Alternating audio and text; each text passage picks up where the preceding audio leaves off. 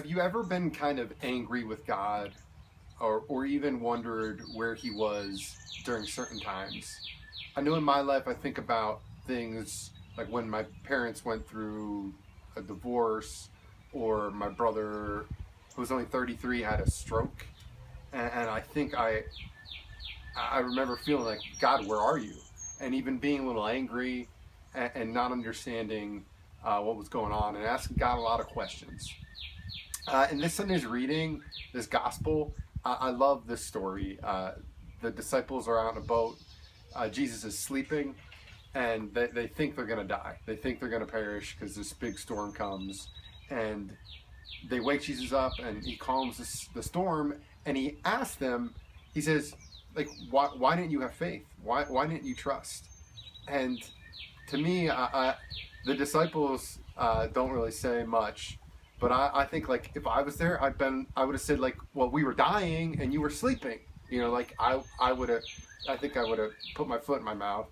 But I think the disciples see in this story something bigger. They see that that Jesus, he's present. Not only is he present, but they need to learn to trust.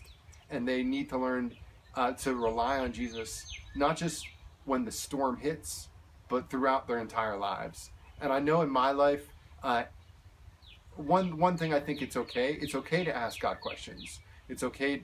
God can handle your questions. So if you're going through something tough, speak to him honestly. But I've also learned that God is there. God is there in the midst of your suffering, and he understands what you're going through because he suffered too. And I think one of the things I've learned is that God not only wants to be my Savior, but he wants to be my Lord and my God. And so this week, just a challenge and encouragement is to really ask yourself, what does it mean to really let God be in control? When we say my Lord and my God, it means, God, I give you everything. God, I trust you. I trust that even in the midst of tribulations or things that don't seem to be right, that you're present. And God, I give you control. I give you my life and everything I do. And the reward is great.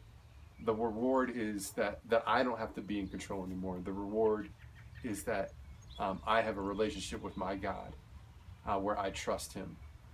So that's my prayer, that we could all be like that this week. God bless you.